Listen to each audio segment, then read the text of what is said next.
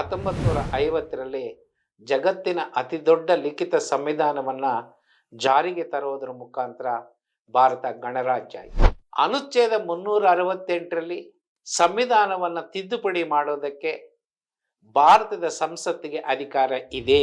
Common civil code ಅನ್ನೋದು ಬೇಕು, ಆದರೆ ಅದು ಕಡ್ಡಾಯ ಮಾಡ್ತಕ್ಕಂಥದ್ದಲ್ಲ. ಆ ಸಂದರ್ಭ ಇದಲ್ಲ. ಈ ದೇಶಕ್ಕೊಂದು ಚರಿತ್ರೆ ಇದೆ. ಆ ಚರಿತ್ರೆಯನ್ನು ನಾವು ಬದಲಾವಣೆ ಮಾಡ್ತೀವಿ ಅಂತಂದ್ರೆ ಅದು ಸಾಧ್ಯ ಇಲ್ಲ. ಮೊನ್ನೆ ಗೃಹ ಮಂತ್ರಿಗಳು ಪಾರ್ಲಿಮೆಂಟ್ನಲ್ಲಿ ಏನು ಹೇಳಿದ್ದಾರೆ ಅದು ಒಂದು ಆಕ್ಸಿಡೆಂಟಲ್ ಹೇಳಿಕೆ ಅಂತ, ಸ್ಟೇಟ್ಮೆಂಟ್ ಅಂತ ನಾನು ಭಾವಿಸೋಲ್ಲ.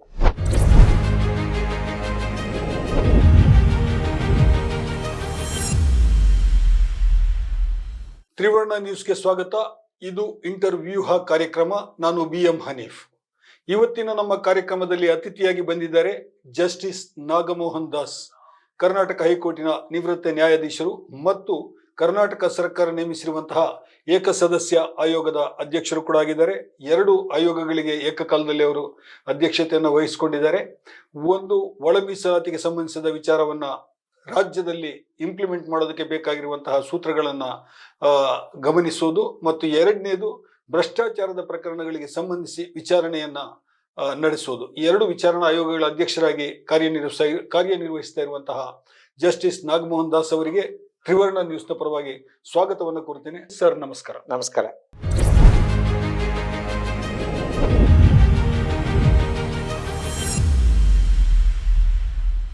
ಸಂವಿಧಾನದ ಓದು ಅಭಿಯಾನ ಬಹಳ ಯಶಸ್ವಿಯಾಗಿ ನಡೀತಾ ಇದೆ, ಬಹಳ ವರ್ಷಗಳಿಂದ ನಡೀತಾ ಇದೆ.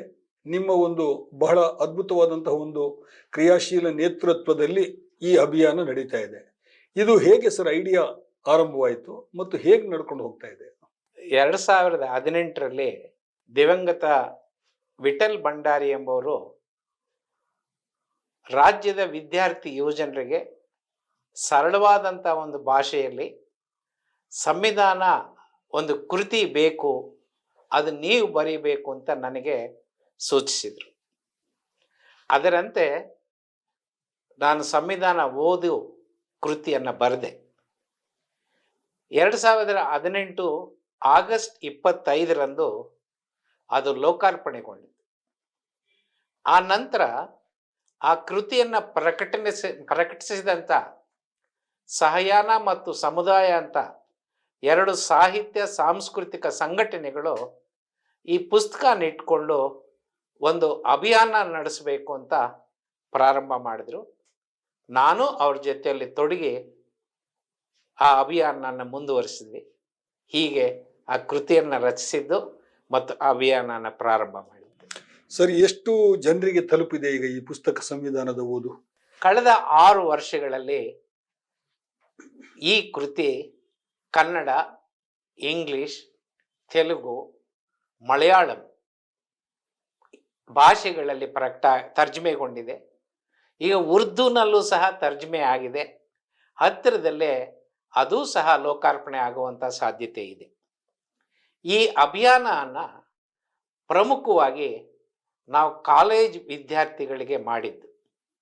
ಆದರೆ ಕಾಲಾನಂತರದಲ್ಲಿ ಅದು ವಿದ್ಯಾರ್ಥಿಗಳು, ಯುವಜನರು, ಶಿಕ್ಷಕರು, ರೈತರು, ಕಾರ್ಮಿಕರು, ಮಹಿಳೆಯರು, ದಲಿತರು, ಈ ರೀತಿ ಬೇರೆ ಬೇರೆ ಜನ ವಿಭಾಗಗಳು ನಮ್ಮನ್ನು ಕರೆಸಿ ಇದರ ಬಗ್ಗೆ ತಿಳುವಳಿಕೆಯನ್ನು ಪಡೆಯೋದಕ್ಕೆ ಮುಂದಾದರು.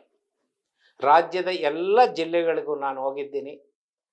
ನಾನೇ ಖುದ್ದಾಗಿ 1,500 ಉಪನ್ಯಾಸಗಳನ್ನು ಸಂವಿಧಾನ ಓದು ವಿಚಾರದಲ್ಲಿ ನೀಡಿದ್ದೀನಿ. ನನ್ನ ಬಳಗ ಸಾವಿರಾರು ಕಾರ್ಯಕ್ರಮಗಳನ್ನು ಈ ರಾಜ್ಯದಲ್ಲಿ ನಡೆಸಿಕೊಟ್ಟಿದ್ದಾರೆ. ಜನ ಇದನ್ನು ಹೆಚ್ಚು ಸ್ವೀಕಾರ ಮಾಡಿದ್ದಾರೆ. ಇನ್ನೂ ಇದರ ಬಗ್ಗೆ ದಿನಾಲೂ ನನಗೆ ಯಾವುದೋ ಒಂದು ಮೂಲೆಯಿಂದ ನಮ್ಮೂರಿಗೆ ಬನ್ನಿ, ನಮ್ಮ ಕಾಲೇಜಿಗೆ ಬನ್ನಿ ಅಂತ ಆಹ್ವಾನ ಬರ್ತಾನೆ ಇದೆ. ನಮಗೊಂದು ಸಂತೋಷ ಮತ್ತು ಹೆಮ್ಮೆ ಆಗಿದೆ ಈ ಕಾರ್ಯಕ್ರಮಗಳನ್ನು, ಈ ಅಭಿಯಾನನ, ಈ ಪುಸ್ತಕನ. ಹಾಗಾಗಿ ಲಕ್ಷಗಟ್ಟಲೆ ಜನರನ್ನು ನಾವು ತಲುಪಿದ್ದೀವಿ. ಎಷ್ಟು ಪ್ರತಿಗಳದ್ದು ಮುದ್ರಣ ಆಗಿದೆ? ಇದು ಪ್ರಾರಂಭದಲ್ಲಿ ಮೊದಲನೇ ಮುದ್ರಣ ಕೇವಲ 2,000 ಪ್ರತಿಗಳು. ಬಹುಶಃ ಒಂದು 200 ಮುದ್ರಣಗಳನ್ನಾಗಿರ್ಬೋದು, ಸುಮಾರು ಒಂದು 20 ಲಕ್ಷ ಜನರನ್ನು ನಾವು ತಲುಪಿರ್ಬೋದು. ಬಹಳ ದೊಡ್ಡ ಮಟ್ಟದ ಅಭಿಯಾನ ಅಂತ ಹೇಳಿ ಅನಿಸ್ತದೆ. ಸಂವಿಧಾನವನ್ನು ಬಹಳ ಸಣ್ಣ ಸಂಕ್ಷಿಪ್ತವಾಗಿ ಅದನ್ನು ಒಂದು ಸಣ್ಣ ಕಿರುಹೊತ್ತಿಗೆಯಲ್ಲಿ ನೀವು ಅದರಲ್ಲಿ ಇರುವಂತಹ ಎಲ್ಲ ಸಂಗತಿಗಳನ್ನು ಕೂಡ ಸೇರಿಸಿ, ಮುಖ್ಯವಾಗಿ ವಿದ್ಯಾರ್ಥಿಗಳಿಗೆ ಮತ್ತು ಯುವ ಜನರಿಗೆ ಬಹಳ ಸ್ಪಷ್ಟವಾಗಿ ನೀವು ಅದರಲ್ಲಿ ಹೇಳುವಾಗ ಯಾವಾಗಲೂ ಮುನ್ನುಡಿನಲ್ಲೂ ಕೂಡ ನೀವು ಹೇಳಿದ್ರಿ. ನೀವು ಬಹುಶಃ ಇಷ್ಟು ದೊಡ್ಡ ಸಂವಿಧಾನದ ಕುರಿತ ಅಭಿಯಾನ ದೇಶದ ಬೇರೆ ಯಾವ ರಾಜ್ಯಗಳಲ್ಲೂ ನಡೆದಿಲ್ಲ ಅಂತ ಹೇಳಿ ನನಗನಿಸ್ತದೆ. ಖಂಡಿತ ನೀವು ಹೇಳೋದು ಹನೀಫ್ ಅವರು ಸತ್ಯ. ನನ್ನ ಗಮನಕ್ಕೆ ಬಂದಂಗೂ ಕೂಡ ದೇಶದ ಯಾವುದೇ ಮೂಲೆಯಲ್ಲಿ, ಯಾವುದೇ ರಾಜ್ಯಗಳಲ್ಲಿ ಈ ರೀತಿ ಅಭಿಯಾನ ನಡೆದಿಲ್ಲ. ಭಾಳ ಒಂದು ಹೆಮ್ಮೆಯ ಸಂಗತಿ ನನ್ನ ಕಂಡುಕೊಂಡಂಥ ಅನುಭವ ಏನಂತಂದರೆ, ಕರ್ನಾಟಕ ರಾಜ್ಯ ಮಾತ್ರ ಅಲ್ಲ, ಇಡೀ ದೇಶದ ಜನರಲ್ಲಿ ಸಂವಿಧಾನದ ಬಗ್ಗೆ ತಿಳುವಳಿಕೆ ಪಡೆಯಬೇಕು ಅಂತ ಹಸಿವಿದೆ. ಜನನೇ ಮುಂದೆ ಬಂದು ಅವ್ರ ಕಿಸೆಯಿಂದ ದುಡ್ಡು ಹಾಕಿ ಕಾರ್ಯಕ್ರಮಗಳನ್ನು ನಡೆಸ್ತಾ ಇದ್ದಾರೆ. ಕಳೆದ 6 ವರ್ಷಗಳಲ್ಲಿ ನಾವು ಸಾವಿರಾರು ಕಾರ್ಯಕ್ರಮಗಳನ್ನು ಮಾಡಿದ್ದೀವಿ. ಸರ್ಕಾರದಿಂದ ನಾವು ಯಾವ ಅನುದಾನನೂ ಪಡೆಯಲಿಲ್ಲ. ಯಾವುದೇ ಕಾರ್ಪೊರೇಟ್ ಸಂಸ್ಥೆಗಳಿಂದನೂ ಸಹ ನಾವು ಸಹಾಯ ಪಡೆಯಲಿಲ್ಲ. ನಮ್ಮ ಕಿಸೆಯಿಂದನೂ ಕೂಡ ನಾವು ಹಣ ಹಾಕಲಿಲ್ಲ. ಆದರೆ ಜನನೇ ತಮ್ಮ ಕಿಸೆಯಿಂದ ಹಣ ಹಾಕಿ ನಮ್ಮನ್ನು ಕರೆಸಿ ಕಾರ್ಯಕ್ರಮಗಳನ್ನ ನಡೆಸಿರೋದನ್ನು ನೋಡಿದಾಗ ದೇಶದ ಜನರಿಗೆ ಸಂವಿಧಾನದ ತಿಳುವಳಿಕೆ ಬೇಕು ಅಂತಕ್ಕಂಥ ಅಪಾರವಾದಂಥ ಹಸಿವಿದೆ ಅನ್ನೋದು ನನ್ನ ಗಮನಕ್ಕೆ ಬಂತು. ಅಂದ್ರೆ ಏನಾಗಿದೆ ಸರ್, ಇದೀಗ ನೀವೀಗ ನ್ಯಾಯಾಂಗದಲ್ಲಿ ಸೇವೆಯನ್ನು ಸಲ್ಲಿಸಿ ನಿವೃತ್ತರಾದ ನಂತರ ಈ ಚಟುವಟಿಕೆಗಳಲ್ಲಿ ತೊಡಗಿಸ್ಕೊಂಡ್ರಿ. ನಿಮ್ಮ ನಾಲೆಜನ್ನು ಸಮಾಜಕ್ಕೆ ಒಂದು ವಿಸ್ತರಣೆ ಮಾಡೋದು ಮತ್ತು ಅದನ್ನು ವಿತರಣೆ ಮಾಡೋದು, ನಿಮ್ಮ ಜ್ಞಾನವನ್ನು ವಿತರಣೆ ಮಾಡುವಂತಹದ್ದು. ಸರ್ಕಾರವೇ ಈ ನಿಟ್ಟಿನಲ್ಲಿ, ಈಗ ನಮ್ಮ ಸರ್ಕಾರ ಅಂತ ಹೇಳಿ ಅಲ್ಲ, ಕರ್ನಾಟಕದ ಸರ್ಕಾರ ಅಂತ ಹೇಳಿ ಅಲ್ಲ, ಯಾಕೆ ಈ ಮಾಹಿತಿಯ ಕೊರತೆ, ಈ ನಾಲೆಜ್ನ ಕೊರತೆ ಎಲ್ಲ ಯಾಕಾಯ್ತು ಇದು ಈ ತರ? ಮೊದಲನೇದಾಗಿ ನಮ್ಮ ಸರ್ಕಾರಗಳು ನಮ್ಮ ಸಂವಿಧಾನ ಜಾರಿಗೆ ಬಂದ ನಂತರ ಸಂವಿಧಾನವನ್ನು ತಿಳಿಪಡಿಸ್ತಕ್ಕಂಥ ಕೆಲಸಕ್ಕೆ ಕೈ ಹಾಕಲಿಲ್ಲ. ನಮ್ಮ ಜನರು ಕೂಡ ಸ್ವಇಚ್ಛೆಯಿಂದ ಸಂವಿಧಾನವನ್ನು ಓದಿ ತಿಳ್ಕೋಬೇಕು ಅಂತಕ್ಕಂಥ ಇಚ್ಛಾಶಕ್ತಿಯನ್ನು ತೋರಿಸಲಿಲ್ಲ.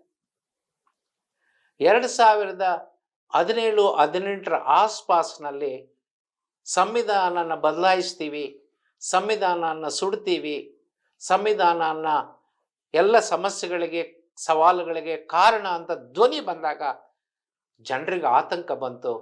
ನಮಗೆ ಈ ಸಂವಿಧಾನನ ಕಳ್ಕೊಂಡ್ರೆ ಮುಂದಿನ ದಾರಿ ಏನು ಅಂಥ ಸಂದರ್ಭದಲ್ಲಿ ನಾನು ಈ ಪುಸ್ತಕ ಬರೆದಾಗ, ನನ್ನ ಬಳಗ ಈ ಅಭಿಯಾನ ನಡೆಸಿದಾಗ ಜನ ಉತ್ಸಾಹದಿಂದ ಅದನ್ನು ಸ್ವೀಕಾರ ಮಾಡಿದ್ರು. ಅದು ಪ್ರಮುಖವಾದಂಥ ಯಶಸ್ವಿಗೆ ಕಾರಣ ಅಂತ ನಾನು ಭಾವಿಸ್ತೀನಿ.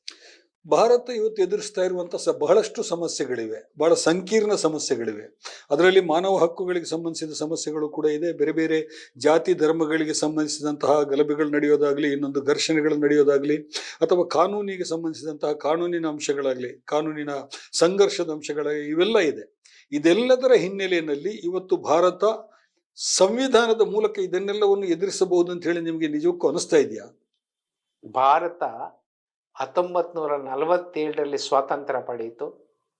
1950ರಲ್ಲಿ ಜಗತ್ತಿನ ಅತಿ ದೊಡ್ಡ ಲಿಖಿತ ಸಂವಿಧಾನವನ್ನು ಜಾರಿಗೆ ತರುವುದರ ಮುಖಾಂತರ ಭಾರತ ಗಣರಾಜ್ಯ ಆಯಿತು. ಈ ಸಂವಿಧಾನ ಜಾರಿಗೆ ಬಂದು 75 ವರ್ಷಗಳು ಕಳೆದಿದೆ. ಈ ಜನವರಿ 26ಕ್ಕೆ ನಾವು 76ನೇ ಗಣರಾಜ್ಯೋತ್ಸವನ ಆಚರಣೆ ಮಾಡ್ತಾ ಇದ್ವಿ. ಈ 75 ವರ್ಷಗಳಲ್ಲಿ ಈ ಸಂವಿಧಾನದ ಅಡಿಯಲ್ಲಿ ನಾವು ಮಹತ್ತರವಾದಂಥ ಸಾಧನೆಗಳನ್ನು ಮಾಡಿದ್ವಿ.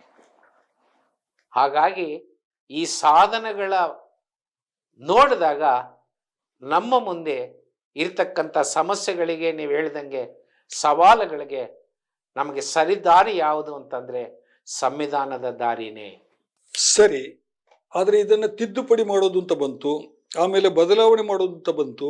ರಾಜಕೀಯವಾಗಿ ಬಹಳ ಪ್ರಬಲವಾದಂಥ ಸಮುದಾಯದಿಂದ ಈ ಅಭಿಪ್ರಾಯಗಳೆಲ್ಲ ಬರ್ತಾ ಇದೆ. ಈ ತಿದ್ದುಪಡಿ ಮತ್ತು ಬದಲಾವಣೆ, ಇದಕ್ಕೆ ವ್ಯತ್ಯಾಸ ಏನು? ಈ ಪ್ರಶ್ನೆ ಭಾರತದ ಸರ್ವೋಚ್ಚ ನ್ಯಾಯಾಲಯದ ಮುಂದೆ 1973ರಲ್ಲಿ ಬಂತು. ಅದು ಬಂದಿದ್ದು ಕೇಶವಾನಂದ ಭಾರತಿ ಮಹಾಸ್ವಾಮಿಗಳು ವರ್ಸಸ್ ಸ್ಟೇಟ್ ಆಫ್ ಕೇರಳ ಅಂತಕ್ಕಂಥ ಪ್ರಕರಣದಲ್ಲಿ. ಅಲ್ಲಿ ಈ ಪ್ರಶ್ನೆಗಳು ಉದ್ಭವ ಆದಾಗ ಸರ್ವೋಚ್ಚ ನ್ಯಾಯಾಲಯ ಒಂದು ಆ ತೀರ್ಪಿನಲ್ಲಿ ಹೇಳಿದ್ದೇನು ಅಂತಂದ್ರೆ, ಅನುಚ್ಛೇದ 368ರಲ್ಲಿ ಸಂವಿಧಾನವನ್ನು ತಿದ್ದುಪಡಿ ಮಾಡೋದಕ್ಕೆ ಭಾರತದ ಸಂಸತ್ತಿಗೆ ಅಧಿಕಾರ ಇದೆ.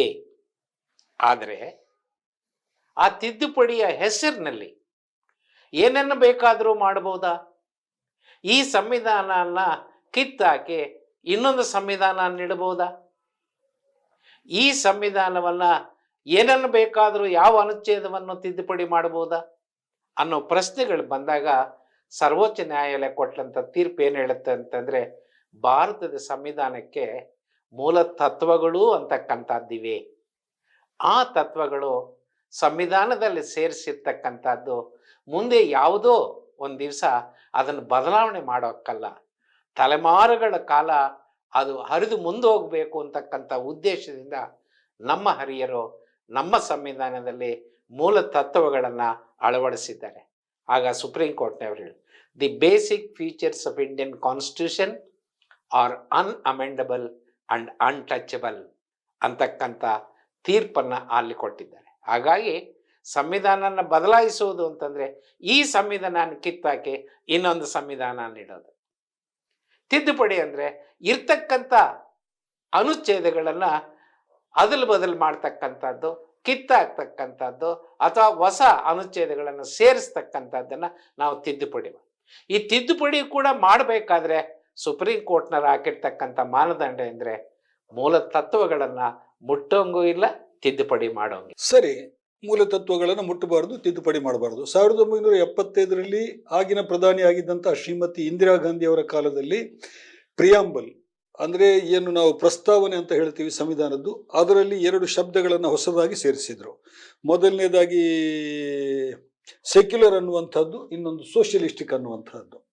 ವಿ ದಿ ಪೀಪಲ್ ಅಂತ ನೀವೇನು ಸ್ಟಾರ್ಟಿಂಗ್ನಲ್ಲಿ ಹೇಳಿದ್ರಿ, ನಾವು ಸಾಲೆಮ್ಲಿ ನಮಗೆ ನಾವೇ ಇದನ್ನು ಕೊಟ್ಕೊಳ್ತಾ ಇದ್ದೀವಿ ಈ ಸಂವಿಧಾನವನ್ನು ಅಂತೇಳಿ ಹೇಳುವಂತಹ ಪ್ರಮುಖ ಪ್ರಸ್ತಾವನೆಯಲ್ಲಿ 2 ಹೊಸ ಶಬ್ದಗಳನ್ನು ಸೇರಿಸಿದ್ರಲ್ಲ, ಇದು ಎಷ್ಟರ ಮಟ್ಟಿಗೆ ಸರಿ? ಈ ಪ್ರಶ್ನೆ ಭಾರತದ ಸರ್ವೋಚ್ಚ ನ್ಯಾಯಾಲಯ ಮುಂದೆ ಬಂತು, ಮತ್ತೆ ಬಂತು. ಕಳೆದ ವರ್ಷನೂ ಇದು ಬಂತು.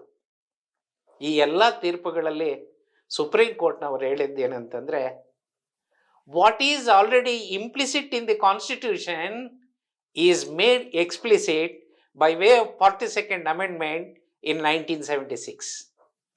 ಅಂತರ್ಗತವಾಗಿರ್ತಕ್ಕಂಥ ಜಾತ್ಯತೀತ ಅಂತ ತತ್ವನ 1976ರಲ್ಲಿ ಸಂವಿಧಾನದ 42ನೇ ತಿದ್ದುಪಡಿಯಲ್ಲಿ ಸೇರಿಸಿದ್ದಾರೆ. ಎಕ್ಸ್ಪ್ಲಿಸಿಟ್ ಅಂತಕ್ಕಂಥ ವ್ಯಾಖ್ಯಾನನ ನೀಡಿ ಇದು ಹೊಸದಾಗಿ ಎಲ್ಲಿಂದನೋ ಬಾರೋ ಮಾಡಿ ಸೇರಿಸಿರೋದಲ್ಲ, ಅಂತರ್ಗತವಾಗಿರೋದನ್ನೇ ಪುನರುಚ್ಚಿಸಿದ್ದಾರೆ ಅಂತಕ್ಕಂಥದ್ದು ಸರ್ವೋಚ್ಚ ನ್ಯಾಯಾಲಯದ ತೀರ್ಪು. ಅದನ್ನ ಇಂದಿರಾ ಗಾಂಧಿಯವರು ಏನು ಅವರು ವೈಯಕ್ತಿಕವಾಗಿ ಸೇರಿಸಿದ್ರು ಅಥವಾ ಏನು ಸಂಸತ್ತಿನಲ್ಲಿ ಅದಕ್ಕೆ ಚರ್ಚೆ ಆಯ್ತಾ? ಯಾವ ತರ 42ನೇ ತಿದ್ದುಪಡಿ ಆದಾಗ ವಿರೋಧ ಬಂತ ಅದಕ್ಕೆ ಸಂಸತ್ತಿನಲ್ಲಿ? 42ನೇ ತಿದ್ದುಪಡಿಗಳಲ್ಲಿ ಕೆಲವು ಒಳ್ಳೆಯ ಅಂಶಗಳು ಇವೆ, ಕೆಲವು ಸಂವಿಧಾನ ವಿರೋಧಿ ಅಂಶಗಳು ಇವೆ. ಆ ನಂತರದ ದಿನಗಳಲ್ಲಿ ಒಳ್ಳೆಯ ಅಂಶಗಳನ್ನು ಉಳಿಸ್ಕೊಂಡಿದ್ದೀವಿ. ಕೆಲವು ಸಂವಿಧಾನ ವಿರೋಧಿ, ಜನವಿರೋಧಿ, ಪ್ರಜಾಪ್ರಭುತ್ವ ವಿರೋಧಿ ಅಂಶಗಳನ್ನು ತಿದ್ದುಪಡಿ ಮಾಡೋದ್ರ ಮುಖಾಂತರ ಅದನ್ನು ಕೈಬಿಟ್ಟಿದ್ದೀವಿ. ಹಾಗಾಗಿ ಆ ಸಂದರ್ಭದಲ್ಲೂ ಕೂಡ ಇದು ಚರ್ಚೆ ಆಗಿದೆ, ನ್ಯಾಯಾಲಯದಲ್ಲೂ ಚರ್ಚೆ ಆಗಿದೆ, ಹೊರಗಡೆನೂ ಚರ್ಚೆ ಆಗಿದೆ. ಅಲ್ಲ, ಸಂಸತ್ತಿನಲ್ಲಿ ಇದು ಬಹುಮತದಿಂದ ನಿರ್ಧಾರ ಆಗಿದ್ದು ಈ ತಿದ್ದುಪಡಿ. ಅದಕ್ಕೆ ವಿರೋಧ ಬಂದಿತ್ತಾ ಅವಾಗ? ಸಣ್ಣ ಪ್ರಮಾಣದ ವಿರೋಧ ಇತ್ತು, ಆದರೆ ಮೆಜಾರಿಟೇರಿಯನಿಸಂ ಬಹುಮತ ಇದ್ದಿದ್ದರಿಂದ ಪಾಸ್ ಆಯಿತು. ಈಗ ಸಂವಿಧಾನ ಬದಲಾವಣೆಯನ್ನ ಮಾಡಬಹುದು, ಸಾಧ್ಯತೆ ಇದೆ.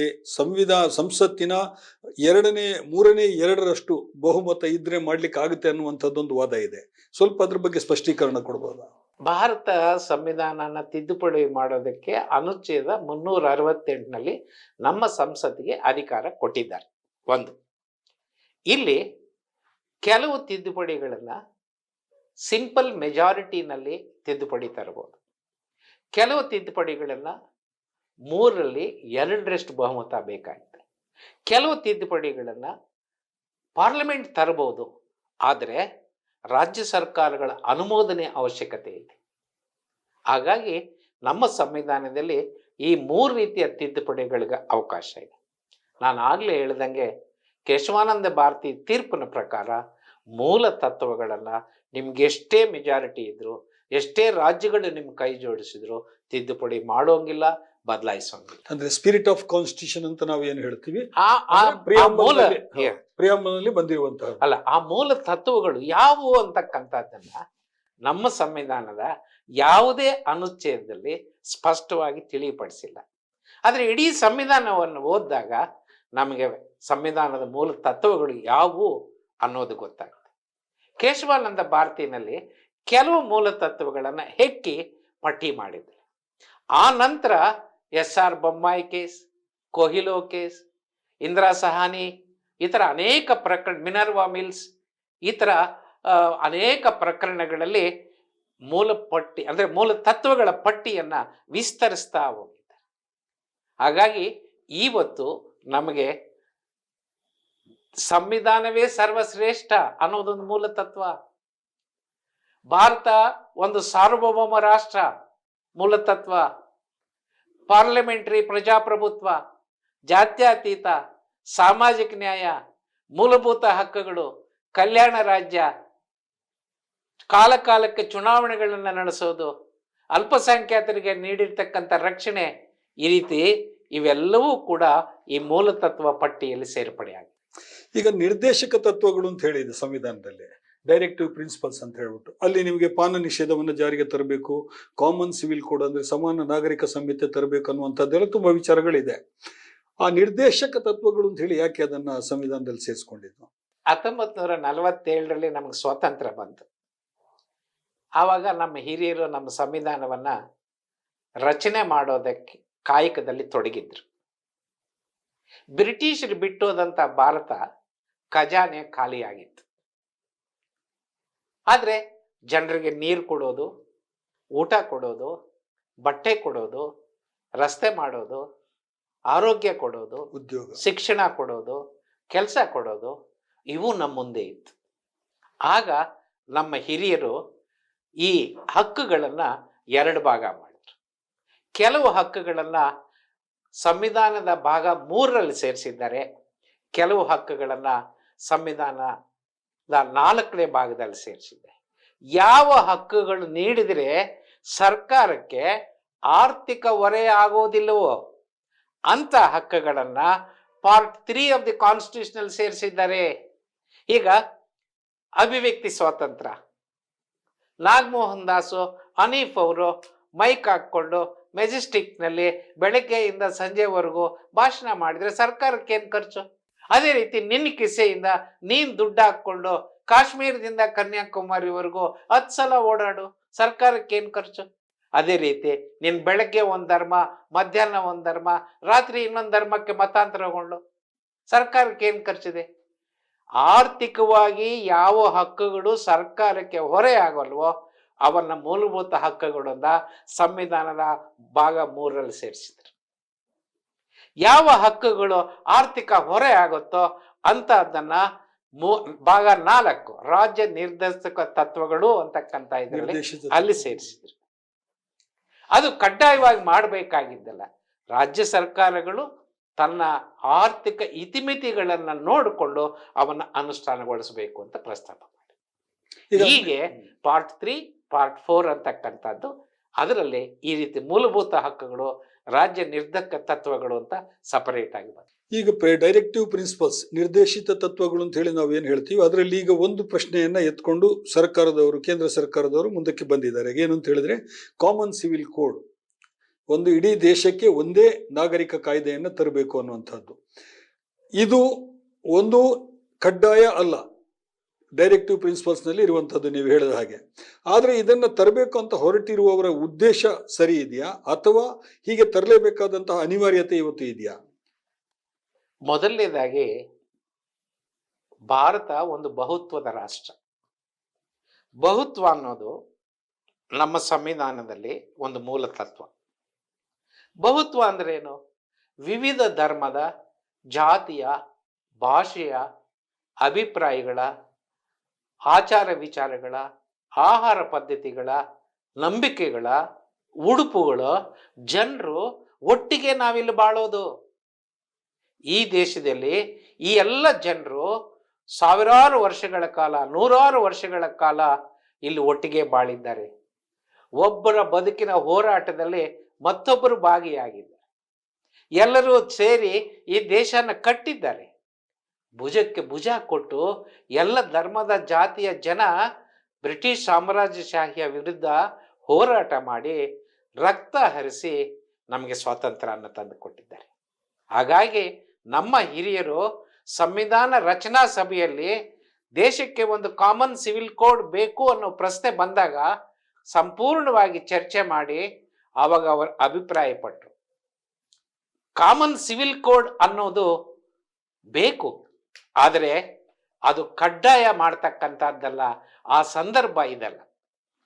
ಹಾಗಾಗಿ ಮುಂದೊಂದು ದಿವಸ, ಇವತ್ತು ಅಷ್ಟೇ ನಾನು ಹೇಳೋದು, ಇದುವರೆಗೂ ಕಾಮನ್ ಸಿವಿಲ್ ಕೋಡ್ ಅಂತ ಏನು ಅಂತ ಕೇಂದ್ರ ಸರ್ಕಾರ ಡಿಫೈನ್ ಮಾಡಿಲ್ಲ. ಪ್ರಧಾನಮಂತ್ರಿಗಳು ಅದಕ್ಕೆ ಬೇರೆ ಹೇಳಿಕೆ ಕೊಡ್ತಾರೆ, ರಾಜ್ಯಸಭೆಯ ಅಧ್ಯಕ್ಷರು ಬೇರೆ ಹೇಳಿಕೆ ಕೊಡ್ತಾರೆ, ಗವರ್ನರ್ಗಳು ಬೇರೆ ಹೇಳಿಕೆ ಕೊಡ್ತಾರೆ, ಕೇಂದ್ರ ಸಚಿವರು ಬೇರೆ ಹೇಳಿಕೆಗಳು ಕೊಡ್ತಾರೆ. ಹಂಗಾದ್ರೆ ಕಾಮನ್ ಸಿವಿಲ್ ಕೋಡ್ ಏನು? ಎರಡನೇದು, ಇವತ್ತು ದೇಶದಲ್ಲಿ ಧರ್ಮದ ಹೆಸರಿನಲ್ಲಿ, ಜಾತಿಯ ಹೆಸರಿನಲ್ಲಿ, ಭಾಷೆಯ ಹೆಸರಿನಲ್ಲಿ, ಪ್ರದೇಶದ ಹೆಸರಿನಲ್ಲಿ ಜನನ ಹೊಡೆದು ಬಿಸಾಕಿ ಐಕ್ಯತೆಯನ್ನು ಮುರಿದಾಕಿದ್ದಾರೆ. ನಮಗೆ ಐಕ್ಯತೆಯನ್ನ ಸಾಧಿಸೋದು ಮುಖ್ಯನಾ, ಕಾಮನ್ ಸಿವಿಲ್ ಕೋಡ್ ತರೋದು ಮುಖ್ಯ? ಕಾಮನ್ ಸಿವಿಲ್ ಕೋಡ್ ಅಂತಕ್ಕಂಥದ್ದು ಹಿಂದೂಗಳ ಕಾನೂನನ್ನ ಇತರರ ಮೇಲೆ ಹೇರೋದಾ, ಅಥವಾ ಇತರರ ಕಾನೂನನ್ನ ಹಿಂದೂಗಳ ಮೇಲೆ ಹೇರೋದಾ? ಇದಾಗಕೂಡದು. ಮೊದಲು ನಮ್ಮ ಆದ್ಯತೆ ಈ ದೇಶದ ಜನರ ಐಕ್ಯತೆಯನ್ನು ಕಾಪಾಡ್ತಕ್ಕಂಥದ್ದು. ಅದಕ್ಕೆ ನಾವು ಪ್ರಯಾರಿಟಿ ಕೊಡಬೇಕು. ಇದರ ಜೊತೆಯಲ್ಲಿ ನಾನು ಹೇಳ್ತಕ್ಕಂಥದ್ದು ಏನು ಅಂತಂತಂದ್ರೆ, ಇವತ್ತು ನಮ್ಮಲ್ಲಿ ಅನೇಕ ಧರ್ಮಗಳಿವೆ. ಈ ಧರ್ಮಗಳಲ್ಲಿ ಕೆಲವು ನಿಯಮಗಳಿವೆ. ಆ ನಿಯಮಗಳು ಇವತ್ತು ರಚನೆ ಆಗಿರುವುದಲ್ಲ, ಯಾವುದೋ ಕಾಲದಲ್ಲಿ ಆವತ್ತಿನ ಆರ್ಥಿಕ, ಸಾಮಾಜಿಕ, ರಾಜಕೀಯ ಪರಿಸ್ಥಿತಿಗೆ ಅನುಗುಣವಾಗಿ ಕೆಲವು ನಿಯಮಗಳನ್ನು ರೂಪಿಸ್ಕೊಂಡಿದ್ದಾರೆ. ಅಲ್ಲಿಂದ ಇಲ್ಲಿವರೆಗೆ ಲಾಟ್ ಆಫ್ ವಾಟರ್ ಹ್ಯಾಸ್ ಫ್ಲೋನ್, ಹರಿದು ಬಂದಿದೆ, ಸುಮಾರು ನೀರು ಹರಿದಿದೆ. ಈ ಬದಲಾವಣೆ ಸನ್ನಿವೇಶಗಳಲ್ಲಿ ನಮ್ಮ ಧರ್ಮಗಳು, ಧರ್ಮಗುರುಗಳು ಕಾಲಕ್ಕೆ ತಕ್ಕಂತೆ ಧರ್ಮಗಳನ್ನು ಹೊಂದಿಸ್ಕೊಳ್ತಕ್ಕಂಥ ಬದಲಾವಣೆಗಳನ್ನು ಮೊದಲು ತರಬೇಕು. ಆಮೇಲೆ ಮುಂದೊಂದು ದಿವಸ ಕಾಮನ್ ಸಿವಿಲ್ ಕೋಡ್ ಬಗ್ಗೆ ಯೋಚನೆ. ಅಂದ್ರೆ ಸಹಮತ ಬರಬೇಕು. ಇದಕ್ಕೆ ಸಂಬಂಧಿಸಿ ಒಂದು ಕರಡು ಏನಾದ್ರೂ ಒಂದು ಇರಬೇಕು ನಮ್ಮ ಮುಂದೆ. ಆ ಕರಡಿನ ಮೇಲೆ ರಾಷ್ಟ್ರೀಯ ಮಟ್ಟದಲ್ಲಿ ಚರ್ಚೆ ಆಗಬೇಕು. ಬೇರೆ ಬೇರೆ ಹಂತಗಳಲ್ಲಿ ಚರ್ಚೆ ಮಾಡಬೇಕು. ಬೇರೆ ಬೇರೆ, ಈಗ ನ್ಯಾಯಾಂಗ ಚರ್ಚೆ ಮಾಡ್ಬೇಕು, ಅದನ್ನ ಸಾರ್ವಜನಿಕರು ಚರ್ಚೆ ಮಾಡಬೇಕು. ಈ ತರದ್ದೆಲ್ಲ ಆದ ನಂತರ ಅದರಲ್ಲಿ ಒಂದು ಸಹಮತವನ್ನು ನಾವು ಇದು ಮಾಡಬಹುದು ಅನ್ನುವಂಥದ್ದು. ನೀವು ನಮ್ಮ ಹಿರಿಯರು ನಮಗೆ ಸ್ವಾತಂತ್ರ್ಯ ತಂದು ಕೊಟ್ರು ಅಂತ ಹೇಳಿದ್ರಿ. ಮೊನ್ನೆ RSS ನ ಮುಖ್ಯಸ್ಥ ಮೋಹನ್ ಭಾಗವತ್ ಅವರು ಹೇಳ್ತಾರೆ, ನಿಜವಾದ ಸ್ವಾತಂತ್ರ್ಯ ಸಿಕ್ಕಿದ್ದು ರಾಮ ದೇವಾಲಯ ಕಟ್ಟಿದ ಬಳಿಕ ಶುರುವಾಗಿದೆ ಅಂತ ಹೇಳಿದ್ರು. ನಾನು ಅದಕ್ಕೆ ಹೆಚ್ಚು ಉತ್ತರ ಕೊಡೋದಕ್ಕಿಂತ ಅದು ನಾವ್ಯಾರೂ ಕೂಡ ಒಪ್ತಕ್ಕಂಥ ವಿಚಾರ. ಈ ದೇಶಕ್ಕೊಂದು ಚರಿತ್ರೆ ಇದೆ. ಆ ಚರಿತ್ರೆಯನ್ನ ನಾವು ಬದಲಾವಣೆ ಮಾಡ್ತೀವಿ ಅಂತಂದ್ರೆ ಅದು ಸಾಧ್ಯ ಇಲ್ಲ.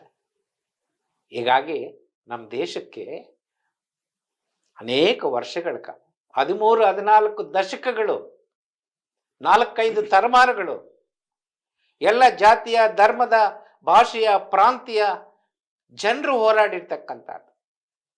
ವಿದ್ಯಾರ್ಥಿ, ಯುವ ಜನರು, ಮಹಿಳೆಯರು, ಅಲ್ಪಸಂಖ್ಯಾತರು, ಬುಡಕಟ್ಟು ಜನ, ದಲಿತರು ಹೆಚ್ಚಿನ ಪ್ರಮಾಣದಲ್ಲಿ ಭಾಗವಹಿಸಿರ್ತಕ್ಕಂಥ ಹೋರಾಟ. ಈ ಹೋರಾಟದಲ್ಲಿ ತ್ಯಾಗ ಮಾಡಿದ್ದಾರೆ, ಕುಟುಂಬಗಳನ್ನು ಕಳ್ಕೊಂಡಿದ್ದಾರೆ, ಪ್ರಾಣ ಕೊಟ್ಟಿದ್ದಾರೆ, ನಗುನಗುತ್ತಾ ನೇಣುಗಂಬಕ್ಕೆ ಹೇಳಿದ್ದಾರೆ. ಇದನ್ನೆಲ್ಲ ಮರೆಮಾಚಿ ಅದು ಸ್ವಾತಂತ್ರ್ಯ ಹೋರಾಟ ಅಲ್ಲ ಅಂತ ಅನ್ನೋದಾದ್ರೆ ಯಾವ ಕಾರಣಕ್ಕೂ ಅದು ಒಪ್ಪತಕ್ಕಂಥದ್ದಲ್ಲ.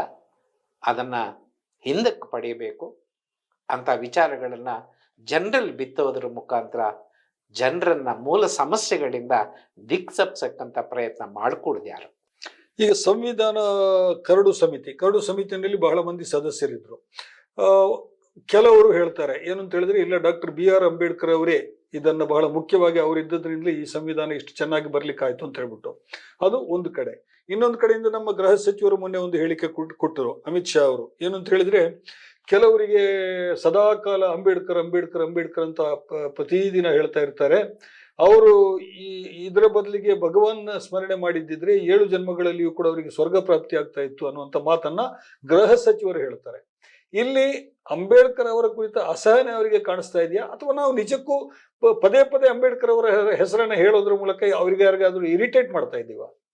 ಒಂದು, ಮೊನ್ನೆ ಗೃಹ ಮಂತ್ರಿಗಳು ಪಾರ್ಲಿಮೆಂಟ್ನಲ್ಲಿ ಏನು ಹೇಳಿದ್ದಾರೆ ಅದು ಒಂದು ಆಕ್ಸಿಡೆಂಟಲ್ ಹೇಳಿಕೆ ಅಂತ, ಸ್ಟೇಟ್ಮೆಂಟ್ ಅಂತ ನಾನು ಭಾವಿಸೋಲ್ಲ. It is well planned, designed and organised statement. ಯಾಕೆಂದರೆ ಅದರ ಸುತ್ತಮುತ್ತ ದೇಶದಲ್ಲಿ ಕೆಲವು ಬೆಳವಣಿಗೆಗಳನ್ನು ನಾವು ಗಮನಿಸಿದಾಗ ಅದು ಸ್ಪಷ್ಟವಾಗಿ ಅದು ದುರುದ್ದೇಶದಿಂದ ಕೂಡಿರ್ತಕ್ಕಂಥದ್ದು ಅನ್ನೋದು ತಿಳಿಯುತ್ತೆ. ಒಂದು, 272 ಜನ 2 ವರ್ಷ 11 ತಿಂಗಳು 17 ದಿವಸ ಕಷ್ಟಪಟ್ಟು ನಮ್ಮ ಸಂವಿಧಾನ ರಚನಾ ಕಾಯಕದಲ್ಲಿ ತೊಡಗಿದ್ರು ಅನ್ನೋದು ಸತ್ಯ. ಆದರೆ ಡ್ರಾಫ್ಟ್ ಕಾನ್ಸ್ಟಿಟ್ಯೂಷನಲ್ ಕಮಿಟಿ ನಲ್ಲಿ 7 ಜನ ಇದ್ರು. ಅದಕ್ಕೆ ಅಧ್ಯಕ್ಷರಾಗಿ ಡಾಕ್ಟರ್ BR ಅಂಬೇಡ್ಕರ್ ಇದ್ರು. ಈ 7 ಜನರ ಪೈಕಿ ಕೆಲವರು ಅನಾರೋಗ್ಯದಿಂದ ಆ ಕಮಿಟಿನಲ್ಲಿ ಭಾಗವಹಿಸಲಿಲ್ಲ. ಕೆಲವರು ರಾಜ್ಯದ ಆಡಳಿತದ ಕಾರ್ಯ ಚಟುವಟಿಕೆಗಳಲ್ಲಿ ತೊಡಗಿಸಿಕೊಂಡಿದ್ದರಿಂದ ಈ ಡ್ರಾಫ್ಟ್ ಕಮಿಟಿನಲ್ಲಿ ಭಾಗವಹಿಸಲಿಲ್ಲ. ಒಬ್ಬರು ಸತ್ತೋದ್ರು, ಇನ್ನಿಬ್ಬರು ಫಾರಿನ್ಗೆ ಹೊರಟೋಗ್ಬಿಟ್ರು. ಹಾಗಾಗಿ ಈ ಇಡೀ ಜವಾಬ್ದಾರಿಯನ್ನ ಅಂಬೇಡ್ಕರ್ ಅವರು ಒಬ್ಬ ವ್ಯಕ್ತಿಯಾಗಿ ದಿನಕ್ಕೆ 18 ಗಂಟೆ ಕೆಲಸ ಮಾಡಿ ಆ ಕೆಲಸನ ಜವಾಬ್ದಾರಿಯನ್ನ ನಿರ್ವಹಿಸಿದ್ರು. 1949 ನವೆಂಬರ್ 25ನೇ ತಾರೀಕು ಈ ಕರಡು ಸಂವಿಧಾನವನ್ನ ಭಾರತ ಸರ್ಕಾರದ ಅಂಗೀಕಾರಕ್ಕೆ ಮಂಡಿಸಿದಾಗ ಸಂವಿಧಾನ ರಚನಾ ಸಭೆಯ ಅಧ್ಯಕ್ಷರಾದ ಡಾಕ್ಟರ್ ಬಾಬು ರಾಜೇಂದ್ರ ಪ್ರಸಾದ್, ಉಪಾಧ್ಯಕ್ಷರಾದ TT ಕೃಷ್ಣಮಾಚಾರಿಯವರು ತಮ್ಮ ಸ್ಪಷ್ಟ ಮಾತುಗಳಲ್ಲಿ ಹೇಳಿದ್ದಾರೆ, ಇದಕ್ಕೆ ಬಹಳ ಇಷ್ಟೊಂದು ಜಗತ್ತಿನ ಅತಿ ದೊಡ್ಡ ಲಿಖಿತ ಸಂವಿಧಾನವನ್ನ ರಚನೆಯಲ್ಲಿ ಮಹತ್ತರವಾದಂಥ ಕೊಡುಗೆ ಕೊಟ್ಟಿರ್ತಕ್ಕಂಥದ್ದು ಡಾಕ್ಟರ್ BR ಅಂಬೇಡ್ಕರ್. ರಾಧಾಕೃಷ್ಣನ್ ಅವರೇ ಇದು ಬಾಬು ರಾಜೇಂದ್ರ ಪ್ರಸಾದ್ ಏನ್ ಹೇಳಿದ್ರು, TT ಕೃಷ್ಣಮಾಚಾರ್ಯ ಅವರು ಏನ್ ಹೇಳಿದ್ರು ಅಂತ it's A matter of record. ಅದನ್ನ ನಾನು ಸಂವಿಧಾನ ಓದು ಪುಸ್ತಕದಲ್ಲಿ ಸೇರಿಸಿದ್ದೀನಿ ಅವ್ರು ಏನು ಹೇಳಿಕೆ ಕೊಟ್ಟು. ಅದರಿಂದ ನಮ್ಗೆ ಸ್ಪಷ್ಟ ಆಗುತ್ತೆ the contribution of Ambedkar is great. ಹಾಗಾಗಿನೇ ಅವರನ್ನ ಸಂವಿಧಾನ ಶಿಲ್ಪಿ ಅಂತ ಕರೀತಕ್ಕಂಥ